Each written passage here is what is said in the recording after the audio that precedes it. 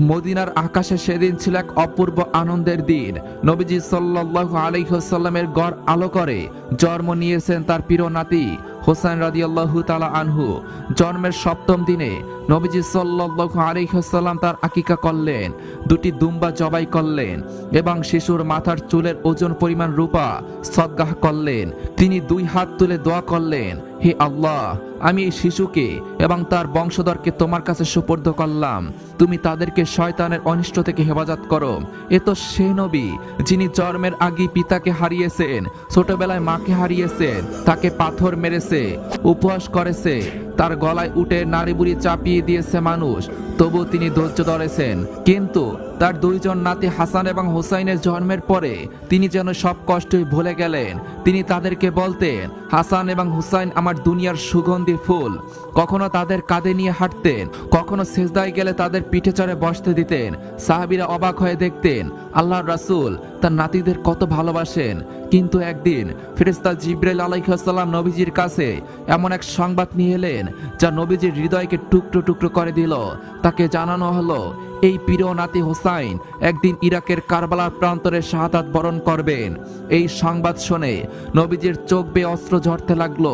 এভাবেই বছরের পর বছর অতিক্রম হতে লাগলো। ইমাম হাসান এবং হোসাইন রাদিয়াল্লাহু তাআলা আনহু ধীরে ধীরে বড় হতে লাগলেন। একে একে পৃথিবী থেকে বিদায় নিলেন হযরত মুহাম্মদ সাল্লাল্লাহু আলাইহি ওয়াসাল্লাম এবং তার প্রিয় কন্যা হযরত ফাতেমা রাদিয়াল্লাহু তাআলা আনহা এবং 4 সাহাবী। এভাবেই কয়েক বছর কেটে গেল। সেই সময় রাষ্ট্রের প্রধান ছিলেন আমিরে মুয়াবিয়া, তার পুত্র ছিলেন ইয়াজিদ। যখন মুয়াবিয়া বার্ধক্যে উপনীত হলেন তখন ইয়াজিদ রাষ্ট্রের ক্ষমতা লাভের জন্য নানা পরিকল্পনা ষড়যন্ত্রে লিপ্ত হতে লাগলো। তার একমাত্র লক্ষ্য ছিল যেভাবেই হোক রাষ্ট্রের প্রধান হতে হবে। অবশেষে ইয়াজিদকে রাষ্ট্রশাসকের পদে অধিষ্ঠিত করা হলো। কিন্তু রাসূলুল্লাহ সাল্লাল্লাহু আলাইহি ওয়াসাল্লামের আদর্শ, ন্যায়পরায়ণতা ও চরিত্রের গুণাবলী তার মধ্যে মানুষ খুঁজে পায়নি। তাই বহু মানুষ তাকে অন্তর থেকে গ্রহণ করতে পারেনি। চারদিকে একটি কথাই উচ্চারিত হতে লাগলো, আমরা ইয়াজিদকে মানি না, হোসাইনি আমাদের আশার আলো, আমরা হোসাইনের পক্ষেই থাকতে চাই। এরপর ইয়াজিদ অত্যাচার, ভয়ভীতি এবং শক্তির প্রভাব দেখিয়ে সে নিজেকে রাষ্ট্রের শাসক হিসেবে প্রতিষ্ঠিত করলেন। একদিন ইয়াজিদ মনে মনে ভাবলেন, এইভাবে চলতে থাকলে সে কখনোই নিজের ক্ষমতাকে পুরোপুরি প্রতিষ্ঠিত করতে পারবে না। তার ধারণা ছিল মানুষের হৃদয় যতদিন ইমাম হাসান এবং ইমাম হোসাইন রাদিয়াল্লাহু তাআলা আনহুমা থাকবে ততদিন তার কর্তৃত্ব নিঃশর্তভাবে প্রতিষ্ঠিত হবে না। তাই সে তাদেরকে নিজেদের পথের সবচেয়ে বড় বাধা মনে করতে লাগলো। ক্ষমতার মোহে ইয়াজিদ এতটাই অন্ধ হয়ে গিয়েছিল যে তার হৃদয়ে দয়া মায়া কিংবা ন্যায়বোধের কোনো স্থানই অবশিষ্ট ছিল না। একদিন সে কুফায় গভর্নর উবাইদুল্লাহ ইবনে জিয়াদকে ডেকে বলল, হোসাইনকে কুফায় নিয়ে আসতে হবে। মদিনায় তার বিরুদ্ধে কোনো পদক্ষেপ নেওয়া সহজ হবে না, তাই যে কোনো কৌশলে তাকে কুফায় আসতে উদ্বুদ্ধ করো, অন্যথায় আমাদের উদ্দেশ্য সফল হবে না। এরপর কুফা থেকে একের পর এক চিঠি মদিনায় পাঠানো হতে লাগলো। সেই চিঠিগুলোতে ইমাম হোসাইন রাদিয়াল্লাহু তাআলা আনহুকে কুফায় আসার আহ্বান জানানো হয় এবং তাকে সমর্থনের আশ্বাস দেওয়া হয়। বর্ণনা অনুযায়ী এই ধরনের হাজার হাজার চিঠি তার কাছে পৌঁছেছিল। অবশেষে যখন অসংখ্য চিঠি এসে জমা হলো তখন মদিনায় ইমাম হুসাইন রাদিয়াল্লাহু তাআলা আনহু বিশিষ্ট জ্ঞানী ও শুভাকাঙ্ক্ষীদের নিয়ে একটি গুরুত্বপূর্ণ পরামর্শ সভার আয়োজন করলেন। ইমাম হুসাইন রাদিয়াল্লাহু তাআলা আনহু বললেন, আমি কুফায় যেতে চাই, সেখানে অনেক মানুষ আমার জন্য অপেক্ষা করছে, তারা আমাকে বারবার আহ্বান জানিয়েছে। তখন সেখানে উপস্থিত বিশিষ্ট ব্যক্তিদের মধ্যে একজন উঠে বললেন, হোসাইন, আপনি কুফায় যাবেন না, কুফায় পরিস্থিতি ভালো নয়, সেখানে ইতিমধ্যেই অনেক অস্থিরতা সৃষ্টি হয়েছে। আমরা এখনো ইমাম হাসানের মৃত্যুর সেই শোকই ভুলতে পারিনি, বরং আপনি যেখানে যাওয়ার আগে আমাদের মধ্য থেকে একজনকে পাঠান। তিনি যদি ভালো সংবাদ নিয়ে ফিরে আসেন তখন আপনি যাওয়ার সিদ্ধান্ত নেবেন। ইমাম হোসাইন রাদিয়াল্লাহু তাআলা আনহু কিছুক্ষণ নীরব থেকে বললেন, ঠিক আছে, তাই হবে। তাহলে বলুন, আপনাদের মধ্যে কে সেখানে যেতে প্রস্তুত আছেন? সেখানে অনেক মানুষ উপস্থিত ছিলেন, কিন্তু কুফার অনিশ্চিত পরিস্থিতির কথা ভেবে কেউই এগিয়ে এলেন না। ঠিক তখনই মুসলিম ইবনে আকিল দাঁড়িয়ে বললেন, আপনারা নিশ্চিন্ত থাকুন, আমি আগে কুফায় যাব, সেখানকার পরিস্থিতি পর্যবেক্ষণ করে আপনাদের কাছে সংবাদ পাঠাবো। মুসলিম ইবনে আকিলের এই সাহসী ঘোষণায় সবাই আশ্বস্ত হলেন। এরপর সেদিনের মতো আলোচনা সভা সেখানেই শেষ হলো এবং সবাই একে একে নিজ নিজ ঘরে ফিরে গেলেন। যখন মুসলিম ইবনে আকিল কুফা যাওয়ার প্রস্তুতি নিচ্ছিলেন, তখন তার দুটি ছোট ছেলে এসে তার সামনে দাঁড়ালো। তারা অশ্রুভিজা কণ্ঠে বলল, আব্বাজান, আমরা কার কাছে থাকবো? আমাদের তো মা নেই, আপনি আমাদেরকে আপনার সঙ্গে নিয়ে চলুন। সন্তানদের এই আবেদন তিনি ফেলতে পারলেন না। বুক ভরা মায়ার অজানা ভবিষ্যতের আশঙ্কা নিয়ে তিনি তার দুই সন্তানকে সঙ্গে নিলেন। অতঃপর তারা কুফার উদ্দেশ্যে যাত্রা শুরু করলেন। অনেক পথ অতিক্রম করার পর যখন তারা কুফায় এসে পৌঁছালেন, তখন দেখলেন ইতিমধ্যেই সেখানকার অসংখ্য মানুষ হযরত হুসাইন রাদিয়াল্লাহু তাআলা আনহুর হাতে বায়াত গ্রহণ করার জন্য অধীর আগ্রহে অপেক্ষা করছে। তারা বলতে লাগলো, আমাদের প্রিয় হুসাইন কোথায়? আমরা তার সাথেই থাকব। এই ইয়াজিদকে আমরা চাই না। তখন মুসলিম ইবনে আকিল বললেন, তিনি অবশ্যই আসবেন, তবে আগে আমার চিঠি তার কাছে পৌঁছাতে হবে। সেখানকার মানুষের মধ্যে হযরত হুসাইন রাদিয়াল্লাহু তাআলা আনহুর প্রতি গভীর ভালোবাসা এবং তার প্রতি অটুট অনুগত্য দেখে মুসলিম ইবনে আকিল অত্যন্ত আনন্দিত হলেন।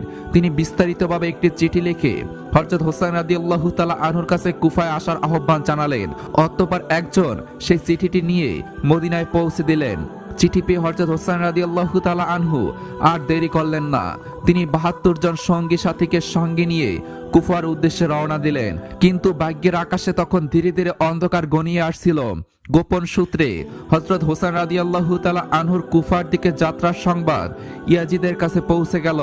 তখন ইয়াজিদ গোপনে হযরত হুসাইন রাদিয়াল্লাহু তাআলা আনহু এবং মুসলিম ইবনে আকিলকে হত্যা করার জন্য এক ভয়ঙ্কর ষড়যন্ত্র করল।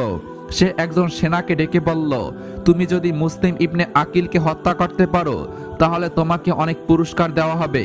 এরপর সে আরো নির্মম কণ্ঠে বলল, মনে রেখো, মুসলিম ইবনে আকিলের ছোট দুটি পুত্রকেও রেহাই দেওয়া যাবে না, তাদেরকেও হত্যা করতে হবে। কেননা তারা যদি মদিনায় ফিরে যেতে পারে তাহলে হুসাইনকে আনা যাবে না, আর কারবালায় তাদের আটকে দিতে হবে। সুতরাং তুমি গোপনে এই কাজ সম্পূর্ণ করো। অতঃপর সেই লোকটি মুসলিম ইবনে আকিলকে হত্যা করার জন্য খুঁজতে লাগলো। কিছুদিন পর সে জানতে পারল মুসলিম ইবনে আকিল হযরত হুসাইন রাদিয়াল্লাহু তাআলা আনহুর পক্ষে বহু মানুষের বায়াত গ্রহণ করার পর কুফার একটি মসজিদে অবস্থান করছেন। এই সংবাদ পেয়ে সে আর এক মুহূর্ত দেরি করল না। নিষ্ঠুরভাবে পিছন দিকে থেকে আক্রমণ করে তরবারির আঘাতে মুসলিম ইবনে আকিলকে হত্যা করে দিল। কিছুদিনের মধ্যেই মুসলিম ইবনে আকিলের শাহাদাতের সংবাদ চারিদিকে ছড়িয়ে পড়ল। কুফার মানুষ শোকাগ্রস্ত হয়ে পড়ল। তাদের হৃদয় কান্নায় ভরে উঠল, কিন্তু তারা প্রতিবাদ করার সাহস পেল না, কারণ ইয়াজিদের শক্তির মোকাবেলা করার মতো সামর্থ্য তাদের ছিল না। তাই বুক ভরা কষ্ট নিয়েই তারা নীরব হয়ে রইল। এদিকে ইয়াজিদের পক্ষ থেকে ঘোষণা করা হলো, যে ব্যক্তি মুসলিম ইবনে আকিলের দুই পুত্রকে হত্যা করে আমার সামনে নিয়ে আসতে পারবে তাকে অনেক মূল্যবান পুরস্কার দেওয়া হবে। এই ঘোষণা শুনে পুরস্কারের লোভে কিছু লোক মুসলিম ইবনে আকিলের নিষ্পাপ দুই শিশুদেরকেও খুঁজতে শুরু করলো। আর এদিকে পিতৃহারা সেই দুটি ছোট শিশু এই খবর পেয়ে ভয়ে এদিক সেদিক ছুটে বেড়াতে লাগলো। তাদের ছোট হৃদয় তখন ভয়ে কাঁপছিল, চোখ বেয়ে পানি পড়ছিল। দৌড়াতে দৌড়াতে এক সময় গভীর রাতে তারা একটি খেজুর বাগানে এসে পৌঁছলো। তারপর অস্ত্রসিক্ত চোখে সেখানেই তারা ঘুমিয়ে পড়ল। সকাল হতে না হতেই তারা দেখলো ওই খেজুর বাগানের মধ্যে একজন মহিলা তাদের দিকে এগিয়ে আসছে। এটা দেখে ছোট ভাই তার বড় ভাইকে বলল, ভাই, আমাদের মনে হয় হত্যা করা হবে।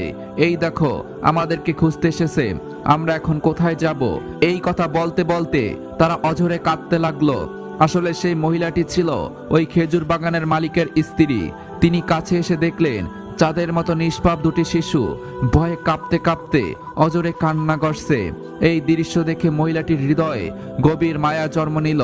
তখন মহিলাটি বললেন, তোমরা তো মদিনার সেই মুসলিম ইবনে আকিলের পুত্র, তোমরা আমার বাড়িতে চলো। এটা শুনে ছোট ভাই বড় ভাইকে বলল, ভাই, এবার মনে হয় আমাদেরকে হত্যা করাই হবে। এই বলে তারা আরো জোরে জোরে কাঁদতে লাগলো। মহিলাটি তখন তাদেরকে আশ্বস্ত করে বললেন, তোমাদের কোনো চিন্তা নেই, আমার সাথে চলো। মহিলাটি তাদেরকে নিজের বাড়িতে নিয়ে গিয়ে একটি আলাদা ঘরের মধ্যে লুকিয়ে রাখলেন। এদিকে মহিলাটির স্বামী, তার নাম হারেস, পুরস্কারের লোভে সেই দুটি ছোট শিশুকে খুঁজতে বের হয়েছিলেন, কিন্তু কোথাও তাদের না পেয়ে তিনি বাড়িতে ফিরে আসলেন। তার স্ত্রী তাকে দেখে জিজ্ঞাসা করলেন, কি ব্যাপার, আপনাকে এত উত্তেজিত রাগম্বিত লাগছে কেন? তার স্বামী তখন উত্তর দিল, তুমি কি শোনোনি, মদিনার মুসলিম ইবনে আকিলের দুটি ছোট ছেলেকে হত্যা করে ইয়াজিদের কাছে নিয়ে যেতে পারলে মহামূল্যবান পুরস্কার পাওয়া যাবে।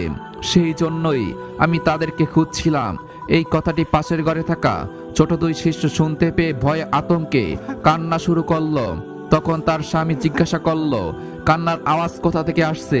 তার স্ত্রী বলল, এটা তো ওই কুফানগরীর বাচ্চাদের কান্নার আওয়াজ। তার স্বামী বলল, না, এটা তো কুফানগরীর এত দূরের আওয়াজ নয়, এটা মনে হচ্ছে আমাদের ঘর থেকে আসছে। এই কথা বলার পরে সে পাশের ঘরে গিয়ে দেখলো ছোট দুইটি শিশু ঘরের মধ্যে হাউমাউ করে কাঁদছে। ঠিক তখনই তার স্ত্রীও পিছন থেকে এসে কান্না জড়িত কণ্ঠে স্বামীকে বলল, দয়া করে আপনি এদেরকে ছেড়ে দিন। এজিদের পুরস্কারের লোভে এই নিষ্পাপ ছোট দুটি অসহায় বাচ্চাকে হত্যা করবেন না, তার বিনিময়ে আমাকে হত্যা করুন। কিন্তু তার স্বামী কোনো কথাই শুনল না। সে সেই ছোট দুই ছেলেকে টানতে টানতে ফোরাত নদীর দিকে নিয়ে গেল, তাদেরকে হত্যা করার জন্য প্রস্তুতি নিল। এমন সময় ছোট ভাইটি কাঁদতে কাঁদতে বলতে লাগলো, আমরা কি অপরাধ করেছি? আমাদের ছেড়ে দিন, আমাদের মা নেই, বাবা নেই। সঙ্গে সঙ্গে বড় ভাইটিও অজরে কাঁদতে লাগলো এবং সে বলতে লাগলো, হে পাখিরা, হে কুফার বাতাসেরা, তোমরা আমার হোসাইনকে বলে দিও তিনি যেন কুফা এবং কারবালায় না আসেন। এখানকার মানুষের ব্যবহার ভালো নয়, তারা নিজের স্বার্থের লোভে হত্যা করতেও দ্বিধা করে না। এই কথা বলা শেষ হতে না হতেই হারেস নামের সেই লোকটি সেই ছোট দুই শিশুকে নির্মমভাবে হত্যা করে তাদের মস্তক কেটে এজিদের কাছে নিয়ে যেতে লাগলো। এদিকে হযরত হোসেন রাদিয়াল্লাহু তাআলা আনহু এবং তার ৭২ জন সঙ্গী দীর্ঘদিন পথ চলতে চলতে ক্লান্ত হয়ে পড়েছিলেন। ক্ষুধা ও তৃষ্ণায় তাদের শরীর অবসন্ন হয়ে গিয়েছিল, বিশ্রামের প্রয়োজন ছিল অত্যন্ত বেশি। তখন সন্ধ্যা ঘনিয়ে আসছিল, তাই হযরত হোসেন রাদিয়াল্লাহু তাআলা আনহু বললেন, আজকের রাতের মতো এখানে আশ্রয় নেওয়া হোক, কাল সকাল হলে আমরা আবার রওনা দেব। আপনারা সবাই এখানে তাঁবু খাটানোর ব্যবস্থা করুন। যখন হযরত হোসেন রাদিয়াল্লাহু তাআলা আনহু তাঁবু খাটানোর জন্য মাটিতে একবার কোপ দিলেন, তখন দেখা গেল সেখান থেকে রক্ত বের হতে লাগলো। এটা দেখে তিনি অন্যদের জিজ্ঞাসা করলেন, আপনারা বলতে পারবেন এই জায়গার নাম কি? তাদের মধ্য থেকে একজন বললেন, ইয়া হুসাইন, এই জায়গার নাম কারবালা। এটা শুনে হযরত হোসেন রাদিয়াল্লাহু তাআলা আনহুর চোখের পানি ছেড়ে দিলেন এবং বললেন, তাহলে আপনারা এখানেই তাঁবু খাটান। আমার নানা জান হযরত মুহাম্মদ সাল্লাল্লাহু আলাইহি ওয়াসাল্লাম বলেছেন, তার উম্মতের নাজাতের জন্য আমি নাকি এই কারবালায় শহীদ হব। এদিকে গোপন সূত্রে ইয়াজিদ সমস্ত খবর পেয়ে গেল। অতঃপর সকাল হতে না হতেই ইয়াজিদের 4000 সৈন্য ইমাম হাসান রাদিয়াল্লাহু তাআলা আনহুর তাঁবুর চারিদিকে ঘিরে ফেলল। কয়েকজন সৈন্য ইমাম হুসাইন রাদিয়াল্লাহু তাআলা আনহুর কাছে এসে বলল, হুসাইন, আর সামনে এগোনো যাবে না, তুমি আমাদের সঙ্গে যুদ্ধ করো। তখন ইমাম হুসাইন রাদিয়াল্লাহু তাআলা আনহু বললেন, প্রিয় ভাইয়েরা, আমি আপনাদের সাথে যুদ্ধ করতে আসিনি, আমি তো এসেছি শুধুমাত্র বন্ধুত্বের সম্পর্ক স্থাপন করতে। কিন্তু ইয়াজিদের সৈন্যরা কিছুই বুঝতে চাইল না। তারা বলল, আমরা আপনার কোনো কথাই শুনবো না, হয় আমাদের সাথে যুদ্ধ করো, না হয় ফিরে যাও। তখন ইমাম হুসাইন রাদিয়াল্লাহু তাআলা আনহু বললেন, ভাইয়েরা, আমরা যুদ্ধে আসিনি, আমরা ন্যায় প্রতিষ্ঠার জন্য এসেছি। কিন্তু যদি ইয়াজিদের জুলুমের বিরুদ্ধে লড়াই করতে হয়, তবে মৃত্যুকেও আলিঙ্গন করতে আমরা প্রস্তুত। এই কথা বলে তিনি তাঁবুর দিকে ফিরে আসলেন। এইভাবে 2 দিন 3 দিন অতিবাহিত হতে লাগলো। অথবা রাতের বেলা অনেক চিন্তা করার পরে হযরত হোসেন রাদিয়াল্লাহু তাআলা আনহু তাঁবুর বাইরের সমস্ত আগুন লিভিয়ে সবাইকে উদ্দেশ্য করে বললেন, আপনারা সবাই কারবালা ছেড়ে প্রাণ বাঁচানোর জন্য ফিরে যান, কেননা আমাদের কাছে কোনো অস্ত্র নেই। আমরা তো মাত্র এই 72 জন, আর এজিদের সৈন্য 4000। অতএব তোমরা আমার কথা শোনো, তোমরা ফিরে যাও। আমি একাই এই এজিদের বিরুদ্ধে যুদ্ধ করে শহীদ হয়ে যাব, কিন্তু রাসূলের আদর্শ, নীতি এবং ইসলামকে কখনই শেষ হতে দেব না। এই কথা বলার পর তিনি যখন তাঁবুর আগুন আবার জ্বালালেন, তখন পিছনে তাকিয়ে দেখলেন কেউই সেখান থেকে চলে যায়নি। সবাই হাউমাউ করে কাঁদছে আর সবাই একসাথে বলছে, ইয়া হুসাইন, আমরা সবাই তোমার সাথে আছি, দরকার হলে এজিদের বিরুদ্ধে যুদ্ধ করে শহীদ হয়ে যাব, তবু তোমাকে ছেড়ে যাব না। পরের দিন সকালবেলা হযরত হুসাইন রাদিয়াল্লাহু তাআলা আনহুর স্ত্রী তার কাছে এসে বললেন, হে আমার প্রাণের স্বামী, এই ছোট 6 মাসের শিশুটিও গত 3 দিন ধরে খাবার ও পানীয়র অভাবে কষ্ট পাচ্ছে, তৃষ্ণায় কাতর হয়ে পড়েছে। দয়া করে এই শিশুর জন্য একটু পানির ব্যবস্থা করুন। তখন হযরত হুসাইন রাদিয়াল্লাহু তাআলা আনহু 6 মাসের কচি শিশুটিকে কোলে নিয়ে পানির জন্য সামনে এগোতে লাগলেন। সেখানে গিয়ে দেখলেন এজিদের সৈন্যরা ফুরাত নদীর পানি বন্ধ করে দিয়েছে। এটা দেখে হযরত হুসাইন রাদিয়াল্লাহু তাআলা আনহু অত্যন্ত নরমভাবে অনুরোধ করে বললেন, দয়া করে এই ছোট শিশুটিকে একটু পানি দিন, তৃষ্ণায় আমার কচি শিশুর গলাটা শুকিয়ে গেছে, যদি প্রতিশোধ নিতে হয় তাহলে আমাদের উপরে নিন। এই কচি শিশু তো কোনো দোষ করেনি, দেখুন আপনাদেরও তো ছোট বাচ্চা রয়েছে, দয়া করে আমার এই অনুরোধটুকু রাখুন। কিন্তু অসভ্য এজিদের সৈন্যদের হৃদয়ে এতটুকু মায়াও জন্ম নিল না, বরং তাদের পানির বদলে পিছন থেকে একটি বিষাক্ত তীর নিক্ষেপ করলো। সেই তীর এসে কোলে থাকা ছোট শিশু আলী আসগরের শরীরে প্রবেশ করে সামনের দিকে বেরিয়ে গেল। এটা দেখে হযরত হুসাইন রাদিয়াল্লাহু তাআলা আনহু চোখের পানি আর ধরে রাখতে পারলেন না। কাঁদতে কাঁদতে তিনি তাঁবুর দিকে ফিরে আসতে লাগলেন। তাঁবুর কাছে এসে তার স্ত্রীকে বললেন, এই নাও তোমার কলিজার টুকরা নয়নের মণি, তোমার সন্তানের পিপাসা জীবনের মতোই মিটে গেছে, সে জীবনে আর কখনই পানি পান করবে না। এটা শুনে সেখানে থাকা সবাই চোখের পানি ধরে রাখতে পারল না, সবাই অজরে কান্নায় ভেঙে পড়ল। তার স্ত্রী সেই ছোট শিশুকে কোলে নিয়ে চোখের পানি ছেড়ে চিৎকার করে কাঁদতে লাগলেন এবং আল্লাহর কাছে দোয়া করে বললেন, ওগো দয়াময় আল্লাহ, এ কেমন বিচার, যে নবীকে সৃষ্টি না করলে কিছুই সৃষ্টি হতো না, সেই নবীর উম্মতেরা পানি পর্যন্ত পায় না, এই ব্যথা আমি কিভাবে সহ্য করব। এদিকে তাদের যুবক পুত্র আলী আকবর কান্নার আওয়াজ শুনে দ্রুত তাঁবুর কাছে আসলেন। ছোট শিশুর এই অবস্থা দেখে তিনি আর সহ্য করতে পারলেন না, রক্তমাখা হাত তুলে শপথ করে বললেন, আমি এই দেশীয় সৈন্যদেরকে ছাড়ব না। এই কথা বলে তিনি যুদ্ধের জন্য চলে গেলেন। শুরু হয়ে গেল তীব্র যুদ্ধ। যুদ্ধ করতে করতে এক পর্যায়ে আলী আকবর তৃষ্ণায় কাতর হয়ে পড়লেন, আর তার চলার শক্তি ছিল না। তাই তিনি একটু পানি খাওয়ার আশায় তাঁবুর কাছে ফিরে আসলেন। মাগো, আমার 1 গ্লাস পানি দিও, আমি আর চলতে পারছি না, আমার 1 গ্লাস পানি খুব প্রয়োজন, আমি কথা দিচ্ছি কারবালার এই সমস্ত এজিদের সৈন্যদের শেষ করে দেব। তখন মা চোখের পানি ছেড়ে কাঁদতে কাঁদতে বলল, আমার কলিজার টুকরা আলী আকবর, পানি যদি থাকতোই তাহলে তোমার ভাই আলী আসগর কি তীর খেয়ে মরত। তখন আলী আকবর মায়ের পায়ে সালাম করে বললেন, মাগো বিদায় দাও, দেখা হবে হাসরের ময়দানে। তখন সেখানে থাকা সবাই আরো জোরে জোরে কান্না করতে লাগলো, কারণ তাদের মধ্যে বেশিরভাগই ছিল নারী। একে একে এজিদের সৈন্যদের হাতে সবাই শহীদ হয়ে গেছে, মাত্র আর কয়েকজন বাকি। কি করবে এই ভেবে তারা আর চোখের পানি থামাতে পারল না। এক পর্যায়ে নিষ্ঠুর অত্যাচারী এজিদের সৈন্যরা একে একে সবাইকে শহীদ করে দিয়েছে, বাকি শুধু জয়নাল আবিদিন এবং হুসাইন রাদিয়াল্লাহু তাআলা আনহু। অতঃপর ক্ষুধার্ত তৃষ্ণার্ত ও ক্লান্ত জয়নাল আবিদিন বললেন, হুসাইন তুমি যেও না, আমি যুদ্ধ করতে যাব। তখন হুসাইন রাদিয়াল্লাহু তাআলা আনহু বললেন, তুমি যদি যুদ্ধে যাও তাহলে রাসূলের বংশের বাতি কে জ্বালাবে। এই কথা বলে জয়নাল আবিদিনকে সেখানে রেখে হুসাইন রাদিয়াল্লাহু তাআলা আনহু একাই হাজার হাজার সৈন্যদের বিরুদ্ধে যুদ্ধ করার জন্য এগিয়ে গেলেন। এক পর্যায়ে হযরত হুসাইন রাদিয়াল্লাহু তাআলা আনহু যুদ্ধ করতে করতে একাই বহু সৈন্যকে পরাজিত করলেন। এটা দেখে এজিদদের সৈন্যদের একজন বলল, এভাবে যদি আমরা সবাই সামনে থেকে হুসাইনের সাথে যুদ্ধ করি তাহলে তিনি একাই আমাদের সবাইকে শেষ করে দেবেন, তার কাছে আমরা কেউই জিততে পারবো না। আমাদের কৌশল অবলম্বন করতে হবে, তাকে সামনে থেকে নয় পিছন থেকে আঘাত করতে হবে। অতঃপর তারা সেই কৌশল গ্রহণ করল। এদিকে হযরত হুসাইন রাদিয়াল্লাহু তাআলা আনহু যুদ্ধ করতে করতে একেবারে পানির জন্য কাতর হয়ে পড়েছিলেন, তার শরীরে আর কোনো শক্তি অবশিষ্ট ছিল না, আর তিনি উঠে দাঁড়াতেও পারছিলেন না। তখন তিনি একটু পানির জন্য ফোরাত নদীর পানির কাছে গেলেন। পানি হাতে তুলে যখনই পানি পান করবেন ঠিক সেই মুহূর্তে তার মনে পড়ে গেল ছোট শিশু আলী আসগরের কথা এবং তার ৭২ জন সঙ্গী সাথীদের কথা।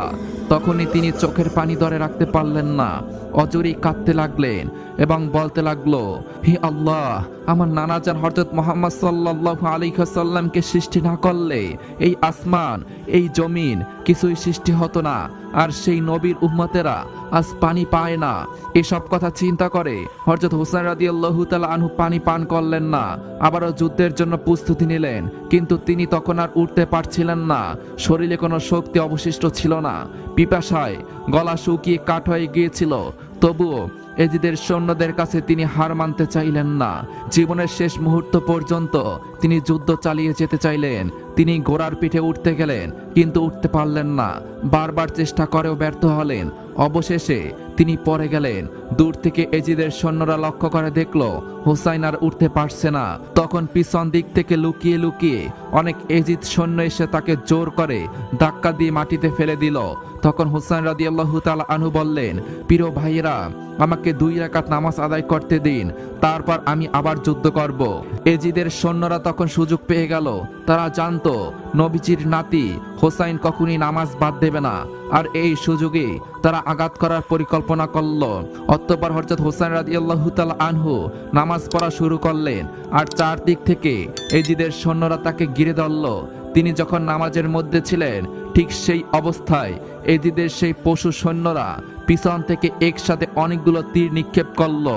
একসাথে 72টি তীর তার শরীরে বিদ্ধ হলো, পিছন থেকে প্রবেশ করে সামনের দিক দিয়ে বের হলো। কিন্তু হুসাইন রাদিয়াল্লাহু তাআলা আনহু নামাজ ছাড়লেন না। তিনি সেই অবস্থাতেও নামাজে অটল রইলেন। এই সুযোগটাকে কাজে লাগিয়ে এজিদের সৈন্যরা আবারও পরপর তীর নিক্ষেপ করতে লাগলো। হযরত হুসাইন রাদিয়াল্লাহু তাআলা আনহু যখন নামাজ শেষ করলেন, ততক্ষণে অনেকগুলো তীরের আঘাতে তার শরীর জাজরা হয়ে গেছে। তিনি আর উঠে দাঁড়াতে পারলেন না। একেবারে শেষ মুহূর্তে তিনি চোখের পানি ছেড়ে দিয়ে অজরে কাঁদতে লাগলেন, ওগো পৃথিবী, তুমি দেখো, ন্যায়ের প্রতিষ্ঠার জন্য আমার পরিবার শহীদ হয়েছে, কিন্তু ইসলামকে কখনোই মুছে ফেলা যাবে না। এই কথা বলতে বলতে কারবালার প্রান্তরে রক্তমাখা শরীর নিয়ে তিনি লুটিয়ে পড়লেন। আর এভাবেই হযরত হুসাইন রাদিয়াল্লাহু তাআলা আনহু শেষ নবী মুহাম্মদ সাল্লাল্লাহু আলাইহি ওয়াসাল্লামের উম্মতের নাজাতের জন্য নিজের জীবন উৎসর্গ করে কারবালার প্রান্তরে শহীদ হয়ে গেলেন। প্রিয় বন্ধুরা, এই ছিল কারবালার ইতিহাস, যা আমাদের হৃদয়কে নাড়া দিয়ে দেয়, আমাদের চোখ থেকে পানি বের করে দেয়। আমরা সবাই যেন প্রিয় রাসূলের পরিবারের মতো আদর্শ গড়ে তুলতে পারি। আমিন। এরকম ভিডিও পেতে আমাদের চ্যানেলটি সাবস্ক্রাইব করে রাখুন। ধন্যবাদ।